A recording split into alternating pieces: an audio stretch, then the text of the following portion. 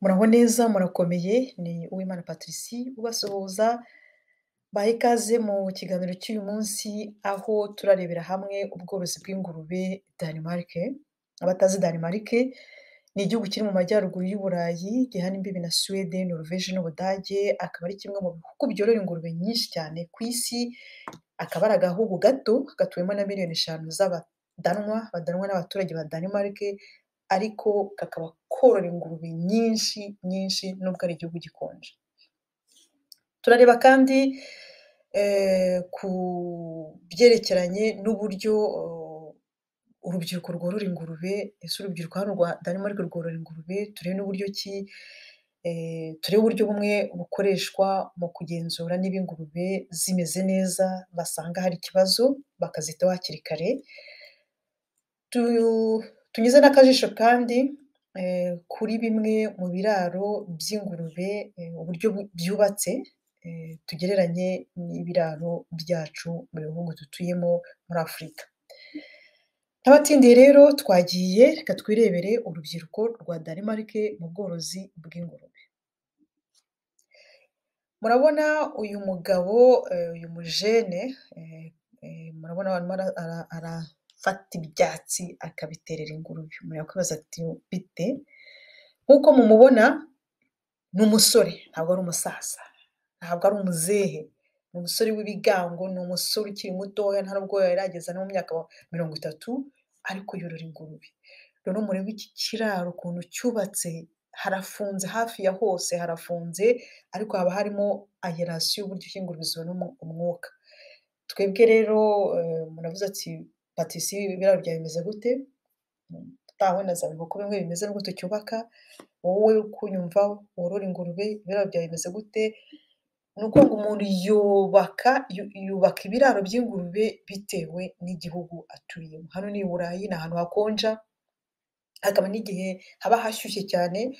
Nk'ubu ngubu nganira namwe hatangiye gushyuha, mu ma saa sita haraba hashyushye. Mbese worora unakubaka ikiraro cy'ingurube ukurikije aho utuye. Rero uyu ni umusore worora ingurube. Kuki ari gufata biriya byatsi akabiterera ingurube, cyane cyane ibyatsi byumye? Ese ingurube zirya ibyatsi byumye? Nibyo zirabirya, ariko impamvu nyamukuru, impamvu arimo aterera ingurube ubwatsi, muraza kubona ko abufata akabujugunya hejuru bukamanukira ku ngurube. Noneho muze no kureba mu maso ye, arimo arabuseriva, arareba. Ni ukuvuga ngo iyo umuntu afite ingurube nyinshi zirenze 2, ku basanzwe borora ingurube murabizi, iyo ingurube wayigaburiye, yariye neza, igahaga, ikanywa amazi, ntiyicwe n'inyota, ukayigirira isuku, ntibe iryamye mu mwanda wayo, ntibe yuzuyeho amasazi, ntibe imerewe nabi, mbese ibyo byose wagerageje kubyuzuza, yego hari n'ibindi wenda by'imiti ntabwo nabijyamo byose, ingurube yawe iraruhuka. Ingurube ni itungo rikunda kuruhuka, ni itungo rikunda gusinzira rikagona, kumva riri kugona rwose. Icyo gihe kugira ngo uzamenye ko ryarwaye, niba uhura naryo uri kurihereza ibiryo mu gitondo wirukanka ushyiramo amazi wigendera, ukaza kugaruka saa sita usukamo wigendera, nimugoroba usukamo wigendera, uzamenya ko ingurube yawe yarwaye, igeze hahandi utagishoboye kuyivura, ugeze hahandi uhamagarira veterineri akaza, wenda wagira amahirwe akayivura, ugasanga imaze nk'icyumweru iri kuvurwa, kugwa nyagasani igakira. Ibi rero uyu mudanwa akora, abikora nibura gake ni 2 ku munsi. Murebe ukuntu agiye arajugunyira ingurube yitonze.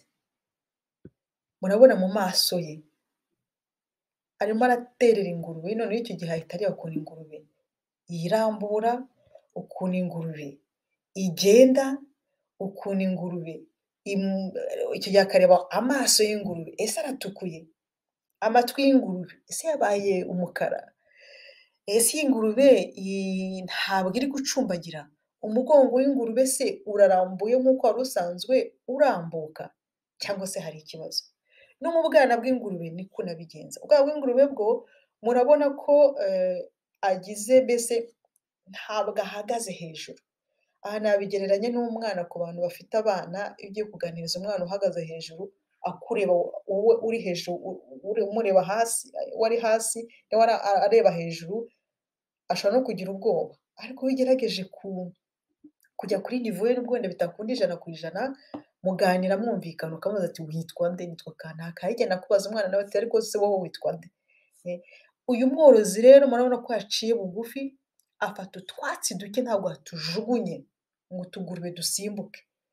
Utugurube natwo tuza tumusanga. Donc murabona turi kuza tumusanga, turaza tumusanga nawe donc abaye nanjye kuvuga mu kidamu kuri vacte, umuntu uri kuntuza kw'izamu, arimo arareba utugurube twe. Ese amatwi ni mazima, amaso ntabwo yatukuye, amazuru nta bibazo biriho, umugongo ntabwo uhenda. Tuvuge nk'ubu ngubu hano murabona ko iyi ngurube aka kana umugongo ari rini kidamu, umeze neza kwa utunamye. Hano wenda hariho kunama gato ariko nta kibazo, ariko murabona nk'aka kana umugongo wako watangiye kunama.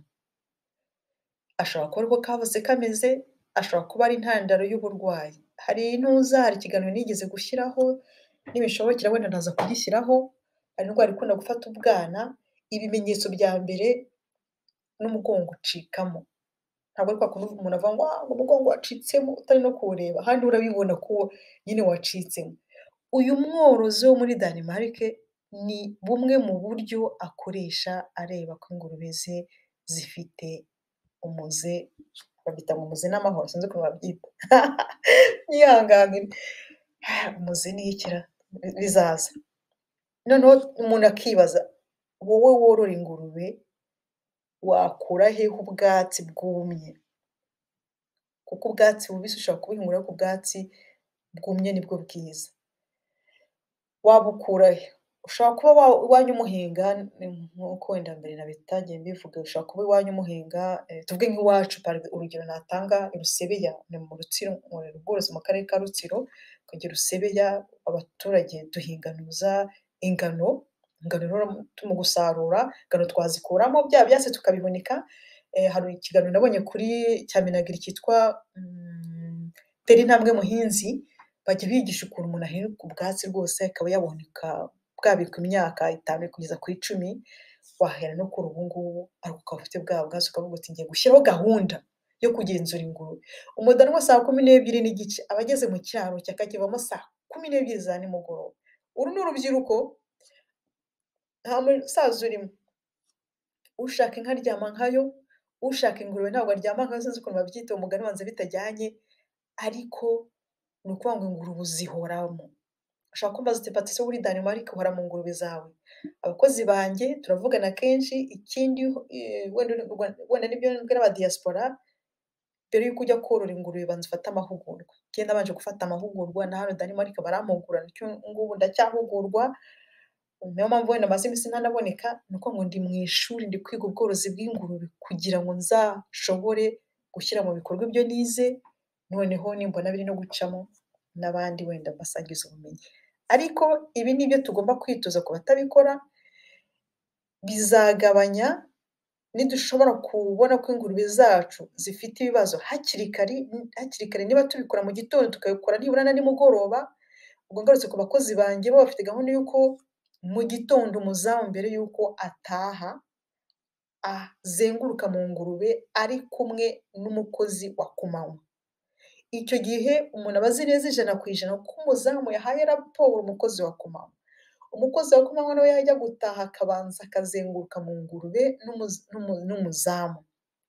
Hano hakaba hari n'undi mugenzuzi niwe ufata umwanya wo kureba ko ingurube raporo bamuhaye bijyanye. Ntabwo ari ibintu byoroshye, bisaba gukora structure, ugasaba kuba ufite intego ukavuga ati ngiye korora ngamije iki, nzabigeraho gute, ni ibihe bibazo nzahura nabyo. Icyo gihe ukagerageza kumenya, ntabwo wabibona byose 100%, ariko harimo ibyo uba uvuga uti uko bizagenda kose nzahura nabyo, cyane cyane ikibazo cy'ubumenyi.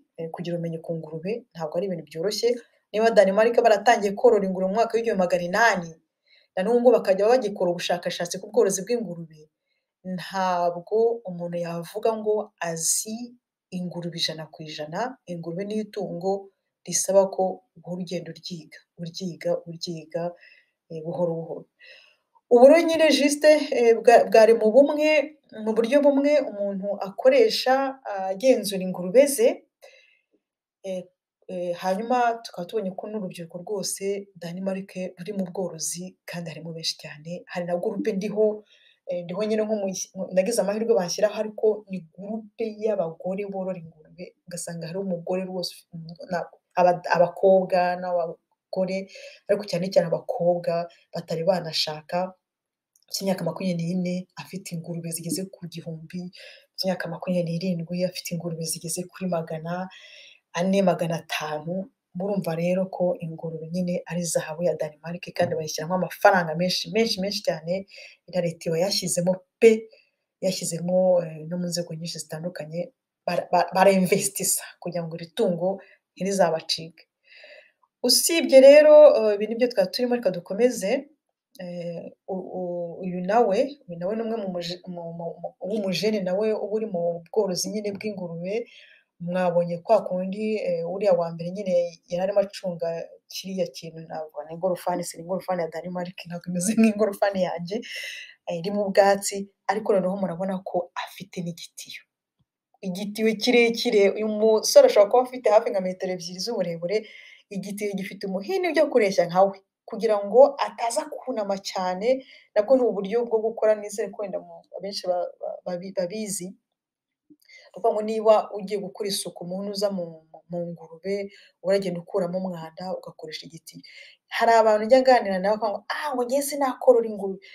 Uyu ni umuzungu s'il vous plaît, ni umuzungu w'umujene arimo arorora ingurube. Murebe n'ukuntu baba barubatse amamiliyoni n'amamiliyoni cyangwa se amamiliyari y'amanyarwanda kugira ngo ushobore kubaka ikiraro nk'iki ngiki. Afite igitiyo ariko hano inyuma hariho akantu yashyize mu mufuka w'imyenda yambaye, harimo ku basanzwe borora ingurube murabizi, hari umuti bita aramusine, akenshi ni spray, ni ukuvuga ngo urawukanda ugasohoka. Dukunda kuwukoresha cyane ku ngurube, wenda ku itungo rifite igisebe, kugira ngo gihite cyuma, mbese ni umuti. Ariko tunawukoresha tuvuge nk'iyi ngurube ifite nk'utwana tuvuge nk'10, tukaba ari utwana twacutse 10, ugiye wenda kudutera se multivitamine, ugiye kuduha umuti, kubera ko dusa ntushobora kumenya ngo wateye akahe wasigaje akahe, twose turasa. Hari umuntu wambwiye ati dusa nk'Abashinwa, twose turasa.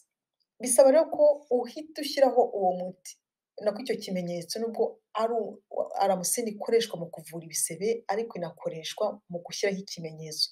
Mujya mubona nka kwa kundi nk'i Kigali cyangwa se mu Kigali iyo bari gushyira ibimenyetso ku nzu zo mu manegeka zizasenywa, wenda n'ahandi mutuye hari ukuntu bashyira ibimenyetso ahantu, ni ukuvuga ngo dufite ukuntu dushyira ikimenyetso ku kintu runaka. Uyu mujene we nawe uwa mbere aba yakontoroye akoresheje biriya byatsi, uyu nawe arakoresha ijisho agenda areba no mu ngurube wenda nini, yasanga hari ingurube, niba hari ingurube yari isanzwe iza yirukanka ivuga ati waramutse bite, ifite ukuntu zikoresha amajwi. Hari video nakoze yerekana ko ingurube zifite amajwi, uburyo bwo gukominika 27. Hari aho iba iri kuririmbira ubwana, bo ntabwo nabitindaho. Uba ugeze mu ngurube yari isanzwe kwakira, dufite nko mu kiraro cyacu twebwe ingurube twagiye tuziha amazina, ntabwo ari zose. Dufite nk'ingurube yitwa Kaneza, hari ukuntu uyihamagara ikaza igusanga, hari ukuntu nayo ivuga. Tuvuge nk'ingurube yitwa Sofiya, hari ukuntu umuntu aza, umukozi mukuru, noneho yaza yegeye igahita ihaguruka igashyira amaguru hejuru bakajya kureshya, n'ingurube ndende bakajya kureshya neza, n'ukuntu akayivugisha nayo ikamuvugisha. Ni ukuvuga ngo noneho niba uhageze ukafata Sofiya ntize, ukabona nta kigenda, kandi ubwo wenda Sofiya iri kumwe n'izindi ngurube, kandi ubwo veterineri ntazi Sofiya, ugenda ukaba utwaye aka kantu ka aramusine ugashyiraho. Abandi bakozi wenda babona bati Sofiya yagize ikibazo, ariko nuhamagara veterineri, tuvuge niba duhamagaye veterineri w'umurenge Byiringiro, ntabwo amenya ngo Sofiya ni iyihe, Kaneza ni iyihe, Bera ni iyihe, Poki ni iyihe, ayo ni amazina y'ingurube yacu. Amenye wenda ngo ibintu nk'ibyo ngibyo. Ntabwo yabimenya, aza areba ingurube twashyizeho ikimenyetso, umuntu akamubwira ati iyi ngurube ifite ikibazo turebere. Ariko wenda nanjye ibyo nabonye amaso yatukuye, nabonye amatwi ameze nabi, erega na veterineri kubera n'ikoranabuhanga ushobora no kumuhamagara. Ufite bya bindi bya WhatsApp abantu bakoresha dore videwo nafashe ingurube dore ukuntu imeze, amaguru y'inyuma naho ari guhagarara. Nabonye mu gitondo ifite amaso yatukuye. Nk'umuntu wize ibyo kuvura ashobora guhita rwose agusubiza akavuga ati iyi ngurube ifite ikibazo iki n'iki, hita uyikura mu zindi uyishyire mu babyita mu kinyarwanda akato, uyishyire mu kato. Icyo gihe rero abadamu ni ukuvuga ngo ikintu bashyira imbere ni ukugenzura ingurube zabo kugira ngo baziteho hakiri kare. Njya mbona mu binyamakuru byinshi bandika ngo aborozi b'ingurube mu Rwanda, kuko niho nororera, ntabwo nzi ko mu Burundi bimeze, Congo uko bimeze, mu bihugu byo muri Afurika za Uganda, avuze ikinyarwanda ntabwo nzi ukuntu bimeze, ariko mperutse kubona mu kinyamakuru bavuga bati kandi ndanabyemera ati aborozi b'ingurube ntibashobora kubona kwaka keredi muri banki kubera ko mu ngurube hahoramo ibyorezo. Nibyo hahoramo ibyorezo kubera impamvu nyinshi zitandukanye. Ese ingurube zacu niba tuba mu ngurube, tuvuge niba njye ndi hanze ndi kubabwira nyine ndi kubasangiza ko hano Denmark bamwe babikora. Twebwe niba tworora ingurube ni kangahe tuzijyamo mu cyumweru? Ese tuzijyamo mu gitondo, tuziza nimugoroba, turazisura, turaziganiriza, tuzitaho cyangwa twazihariye abakozi akanagenda guhamagara ati bosi, niko nabonye bajya banyita ariko kugenda bivanye. Nta muntu nazanye umuntu unyita bosi, nitwa Patricia, iby'ubu bosi bya mabuja reka da, hari abo byagenewe. Patricia ati ingurube noneho ko yarinze, ukamubaza ati ese ni nonaha ubonye yarinze cyangwa se hashigaye igihe kingana iki? Ubwo ni hahandi ho gutera intanga nabwo tuziga ibyo kubara umurindo. Ugasanga noneho akakubwira ati mbonye iri kurira nonaha, ukavuga ati wenda ijye ku mugongo urebe ko ituza, ikora ku mugongo urebe ko ituza. Ariko ni ukuvuga ngo niba udahora mu ngurube zawe, hari n'ingurube rwose ishobora kurinda yari isanzwe igira amahane ukagira ngo niko zimereye, ariko iyo ubana n'ingurube uba uzizi, uba uzi imico yazo, ziba zikuzi. Iyo ingurube kuborora, iyo ingurube haje umuntu itazi iramuhunga pe, ariko iyo ikuzi izi gusanga. Ni kimwe n'umwana, umwana iyo akuzi aza gusanga akaguhobera, yaba atakuzi akigira muri kwe akakwihorera. Ntabwo nagira umwana n'ingurube cyane 100%, ariko hari ibyo bahuriyeho bigomba kuzajya bidufasha kugira ngo nitumenya ingurube zacu dushyireho na gahunda noneho yo kuzigenzura, tukabona ko umuntu ashobora no gukoresha nyine ubwatsi. Bimwe mu byo umuntu yakoresha ni ubwatsi. Hari abandi baba bafite ibyuma, imikufe abazungu bamanika mu biraro by'ingurube, ingurube zikajya zizengurukaho, ariko ibintu byo turagumaho iby'ibyatsi kuko ngira ngo nabyo byatworohera nk'Abanyafurika. Hanyuma uyu mujene rero murabona ikiraro, ni ukuri kw'Imana ikiraro ni kinini kigeza nk'iki cyuma kiguhaye rwose, cyangwa ukacyubaka nko kubaka nk'icyo kiraro mu Rutsiro Rusebe ukakihatura, ubundi agaha abajene akazi. Ariko bisaba byinshi cyane, bisaba umuriro uhagije se. Aha ngaha hari ukuntu nk'aya nuko wenda bitari kugaragara neza, aya ni amatara kuko aha ngaha ni muri materinete, kuko hari n'amatara agira ashyushya utwana, urumva ko ariko aha ngaha umuntu ashobora kuzayagura mu gihe runaka, ndavuga njyewe cyangwa se wowe. Hari noneho n'uburyo hari sisiteme igaburira amatungo otomatike, ariko ntabwo umuntu yavuga ngo yabikora kuko twe ni ukuvuga ngo uzanye iyi sisiteme, niko njye mbyumva, igaburira ingurube otomatikoma, ntabwo wazaba ugiha abajene akazi imashini zaba zagatwaye. Kuri njye ntabwo ari gahunda navuga ngo nzakoresha ubu, ariko igihe nikigera wenda mu myaka ingahe sinamenya, cyangwa se mu bo nzoroza bo bashobora kubikora, ariko ntabwo ari gahunda nashyira imbere yo kuvuga ngo nzagaburira ingurube zanjye muri uyu mwaka cyangwa se imyaka 2 nkoresheje amamashini gusa, ahubwo umuntu yareba ikindi yakoresha amamashini atari ukuvuga ngo aragaburira ingurube. Rero uko iyi video njye nayirebye mu kidanwa, iyi ngurube ye yabyaye ubwana 22, hano y'ubwana bumaze kuvuka babucutsa bumaze ibyumweru 7. Ibyumweru 7 rwose buhita bucuka nta zindi discussion nta ki, baba baranakoze ibishoboka byose kuko babuhoramo buri gihe uturwaye bakatumenya, niba hari utuvutse kuko ubundi ingurube iyo zivutse ntabwo ziba zinganya ibiro, igihe zicutse izifite ibiro bijya ku ngano uzishyira hamwe, izifite ibiro bike ukazishyira hamwe kugira ngo uziteho zizamure ibiro vuba vuba, ni na hahandi dusabwa kubaka ibiraro, ufite nk'amafaranga ukubaka ibiraro binini, ibiraro bifite ibyumba bitandukanye kugira ngo izo ngurube zijye ziba ahantu hatandukanye ukurikije n'uko zingana. Murabona rero nk'ubwana rwose ari ubwawe cyangwa se ari ubwanjye ndavuga abagitangira korora, ukaba waranoroye uzi wenda ngo ndi korora ngamije isoko, hari n'ikiganiro wenda tuzagira igihe nikigera, iyo ugiye korora ingurube uba ugamije iki? Tworora ingurube ubundi dufite ibintu byinshi cyane tugamije bitandukanye, nkanjye wenda umbajije unorora ingurube kubera iki? Icya mbere ni ukubona ifumbire no guhanga akazi. Ifumbire ikintu ingurube iguha hari ukuntu bajya batubwira tujya tubyumva hirya no hino ku maradiyo, ku binyamakuru, ku bantu muganira nabo bakavuga ngo ingurube ni itungo ryunguka. Ryunguka pe ribyara abana benshi. Nibyo koko ingurube ishobora kubyara 2 mu mwaka cyangwa se 3 ikabyara abana benshi, ariko kugira ngo abo bana bazakure, kugira ngo iyo ngurube izashobore kurera abo bana benshi yabyaye igomba kurya, igomba kuvurwa, igomba kugira ni nk'umuntu. Tuvuge ni nk'umuntu. Noneho kugira ngo iyo ngurube ubwo bwana bwavutse uzabwiteho bugeze igihe bucukiye amezi 7, amezi 8, ugomba kuba ufite nyine ibiryo. Ubundi nibyo koko ingurube ni itungo ryunguka, bisaba yuko ubanza ukavuga uti inyungu ya mbere ndabona ku ngurube ni iyihe? Ni ifumbire. Hari ifumbire yo ku maganga, hakaba n'ifumbire isanzwe y'umwanda. Ukavuga rero nguze ingurube, mfite ingurube iwanjye ndayiguze, ni impano se ni iki?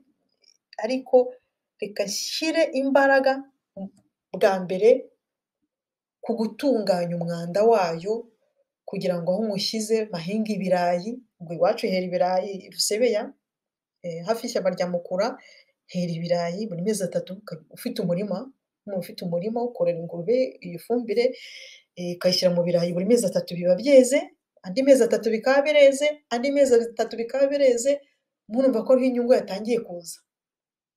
Inyungu yatangiye kuza gutyo, ugahinga wenda n'ibigori, gutyo ku buryo umwaka uzashira noneho bwa bwana bwavutse washoboye kubugaburira, bwarakuze, ugize amahirwe, amezi 8 ni ibisore cyangwa se umwaka ni ibisore, haje abakunzi b'akabenzi, urazigurishije, inyungu itangiye kuza. Ariko nutangira korora uvuga ngo ndi korora ngamije amafaranga, nk'uyo ku ngurube ngurishije aka kanya, bizakugora, kereka warabanje, niko mbitekereza, kereka warabanje kwitegura kera, ayo waguze izo ngurube ntuyabare, mbese ntabwo nabitindaho cyane, tuzagenda tubiganiraho buhoro buhoro uko igihe kibonetse, uko umuntu abonye igihe. Ku byerekeye n'ibiraro rero, murabona ahantu bubatse ikiraro, Denmark aha ngaha nubwo mwagira ngo ni mu gishanga, ntabwo ari mu gishanga. Denmark ni igihugu kitagira imisozi, ni igihugu kirambaraye. Aha ngaha ni ikiraro cy'ingurube. Murabona ko nta baturage bahatuye ni ukuvuga ngo ya myanda yo mu maganga, wa mwanda uva ku ngurube uhinduka ifumbire, bakayishyira aha ngaha, akaba ariho bahinga ingano, bahinga ibigori, kuko ni nabyo bikunda gutunga aya matungo. Tekereza rero uramutse ufite amafaranga, murabona ahantu umujyi uri ni kure, hano hakaba hari ibiti, ni ukuvuga ngo twagombye rimwe na rimwe ingurube ziraza kubivuguta mu byondo aha ngaha, burya biranemewe, cyane kuko niba hano hakora abakozi gusa, bakaba bakora isuku, bubahiriza n'amahame cyangwa se amabwiriza agenga ubworozi bw'ingurube, ntumbaze ngo ni ayahe, tuzayareba. Hari igihe ingurube ushobora no kuzisohora zikaza zikivuguta muri aya mazi, kuko nabyo ni na byiza, cyane za ngurube, nk'isekurume, isekurume igomba kurindisha rimwe na rimwe cyangwa se n'iyo yaba itari indishyi urazikoresha mu buryo busanzwe, ngo ufite nk'ahantu ziza zikivuruguta muri aya mazi, ariko bisaba kuba nta baturanyi bahaza. Nta baturanyi banyura aha ngaha ngo mwakoze, abandi ngo mwiriwe ye, abandi ngo ibi bahora ari muri ibyo, ubwo waba ufite nk'ingurube igira amahane ikaba iratontomye bakavuduka, nuko ubundi bishobotse ahantu umuntu yororera ingurube ntabwo haba hegeranye n'abaturanyi, haba ari ah'ingurube, haza abakozi gusa, ubundi hakaza abantu bazanye ibiryo nabyo bagaparika kure ntibinjire mu biraro, ubundi hakaza wenda abaveterineri, ahandi akaba ari ahantu ho guhinga bishobotse, ariko igihugu cyacu harimo imisozi myinshi cyane nka Rutsiro harimo imisozi, iyi misozi rwose n'ejo bundi imvura yaraguye irariduka, rero kugira ngo uzabone ahantu wubaka ikiraro nk'iki ngiki ni aha Nyagasani, ariko nta kidashoboka, nta kidashoboka. Aha rero nyine ni ikiraro kiriya twari turimo tureba kirimo ziriya ngurube cy'uru rubyiruko, aha ngaha ni ahantu ni za fosse septique haba huzuyemo amaganga, murabona ukuntu baba barayubatse, icyo gihe ningira untera inkunga, ahubwo muzantere inkunga, nanjye niyubakire fosse septique nk'iyi ngiyi, ashobora kuyikoramo za biyogaze, ashobora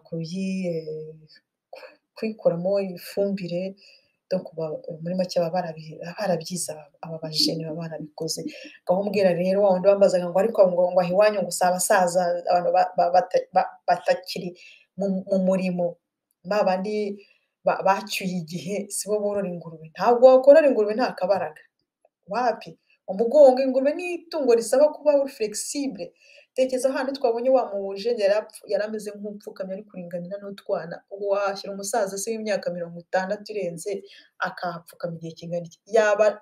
Yakorora korodona akoresha abajene, nk'ubu nkanjye ni ugukoresha urubyiruko, ntabwo najya gupfukama kuriya n'iki byose n'imyaka umuntu amaze kwigira ngo bizakunde, ariko mba mfite ibitekerezo bizima bishobora gufasha urwo rubyiruko, rukarugira inama, ubundi rukagufasha. Nk'uko nari mbivuze rero hariya bahinga ingano, kandi ni mu gihe baba bafite za ngurube, baba bafite ifumbire, bagahinga n'ingano, bamara kuzihinga baba bafite n'ibikoresho kuko baba baratangiye kera, ubwo rero iyi ngano bamara murabona aha ngaha barimo barazisarura, nongera nsubire inyuma ho gatoya, reba wa murima nahoze mbereka bawuhinzemo ingano, imashini zirimo zirasarura, zamara gusarura ingano zigafata na bya byatsi bakabihunika, bakabibika ahantu ku buryo nta na rimwe babura ibyatsi byo gushyira mu ngurube, byaba ari ukuzikinisha, yaba ari ukuzisasira, bashatse kuzisasira. Ikindi rero aba bajene, aba batipe bikorera ibiryo, bivuze ngo twebwe aborozi bo muri Afurika bitewe n'igihugu waba urimo, ubwo ndavuga abumva ikinyarwanda, waba uri mu Rwanda, mu Burundi, aho waba uri hose wumva ikinyarwanda, ukaba ufite n'uburyo, ufite n'aho uhinga hari nk'ibikingi imisozi n'imisozi cyangwa se ubutaka bunini cyane, ukigurira za mashini, ukagira amahugurwa yo kuvanga ibiryo ukabivanga n'imashini zawe zikabivanga, ubundi ugaha ingurube zawe rwose zigatamira, zamara kurya zigasinzira, zikazana ibiro, ugashyira ku isoko, inyungu igatangira ikisuka buri kanya, ukunguka. Ingurube zigira inyungu, ariko bisaba nyine kuba mbere y'uko urorora kubera iki? Urorora kugira ngo ubone amafaranga, kugira rero ngo uzabone amafaranga, zigaburire, kuko ingurube iyo uzihaye ibiryo, ziguha ibiro, ziguha abana, ntabwo ushobora kuziha ibiryo ntuzihe amazi, ushobora kuziha amazi n'ibiryo, ntuzikingire ngo ubwana niba buvutse wibuke ko urabutera intraferi cyangwa se feri, wibuke yuko urazirinda inzoka, uraziha imiti y'inzoka, ubwo ndavuga ba bandi borora kinyamwuga. Nuworora ingurube ukayorora nk'ihene, ukayishyira mu biraro, hari uturaro njya mbona rwose, umuntu akaba yarubatse akararo agashyiramo ingurube ye, igahita yigaragura mu mwanda wayo n'inyota ikayica, iki byose nawe akavuga ngo ingurube yanjye ngo maze imyaka 3 norora ingurube ngo ntabwo yari yarinda, ugasanga ahubwo ikibazo ari kugishyira ku ngurube. Nuko rero abadanwa borora ntabwo ari bose, dufashe igice kimwe, abazungu ba hano Denmark urubyiruko rurorora, urubyiruko rero namwe muzumva wenda iyi video mushobora korora, ariko mukora mwamaze gushaka ubumenyi.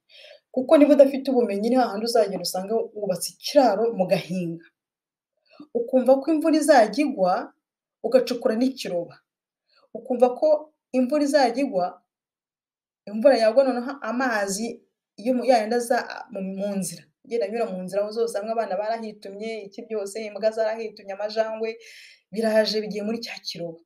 Cya kirobo wacukuranye ukuyemo amazi uragiye uyaha ingurube. Kandi nk'isekurume wenda hari igihe tuzajya tubiganiraho niba ntari kwisubiramo, hari ahantu isekurume batubwira yuko inywa litiro ishobora kunywa litiro 20 z'amazi. None se wa mujeni we, niba wenda ufite isekurume imwe ukajya uha litiro 20 z'amazi, icyo kiroba kirimo n'inzoka n'ibiki byose, ingurube yabyaye se nikenera kunywa litiro 8 z'amazi ku munsi cyangwa se 15, 30 z'amazi uzayakura hehe? Iyo ingurube itanyoye amazi ihaka, ngira ngo benshi bazi neza yuko akenshi zibyara ubwana butanareba, zibyara n'ubwana bwapfuye. Ingurube ziba zikeneye kunywa amazi, murumva ko ndi kugenda mvanga amasije, ariko ni ibintu bikenewe nabyo kugira ngo umuntu abyumve, gusa ni uku nguku nyine aborozi ba Denmark b'urubyiruko bamwe nyine biteza imbere bivuye mu bworozi bw'ingurube, kandi ugasanga babikora bishimye, babishyizeho umutima ku buryo niba uri urubyiruko uri mu Burayi ukabyuka saa 12:30 ukaba wageze ku kazi, ugataha saa 12 za nimugoroba, akenshi n'ingurube zaba ziri kubyara ukaba wararamo. Ibyo ni cyo rero bita rwiyemezamirimo. Kwiyemeza umurimo ntabwo ari ibya buri wese. Kwifuza kwinjira muri rwiyemezamirimo nabyo manza bisaba ko ubanza kumenya rwiyemezamirimo ni iki, ariko twebwe nk'urubyiruko rwose twabishobora. Icy'ingenzi ni uko tuba dufite amahugurwa, icy'ingenzi ni uko tuba dufite n'intego, icy'ingenzi ni uko tuba tuvuga tuti tugiye korora ingurube tugamije iki? Tworora ingurube kugira ngo tujye tuyisura, ngwino urebe akagurube kanjye, tugiye korora ingurube kugira ngo iduhe ifumbire, tugiye korora ingurube kugira ngo izadufashe kurera abana bacu mu mashuri, tugiye korora ingurube kugira ngo tuzajye tworoza abandi, nabyo tugiye korora ingurube kubera iki? Patisa agiye korora ingurube kubera iki? Wowe ugiye korora ingurube kubera iki? Wowe worora ingurube kubera iki? Kubera niyihe ntego ufite? Rero murakoze kuba mwashoboye gukurikirana iki kiganiro. Twarebeye hamwe nyine uko urubyiruko rworora ingurube hano muri Denmark, ntabwo ari urubyiruko rwose, twafashe uciriritse.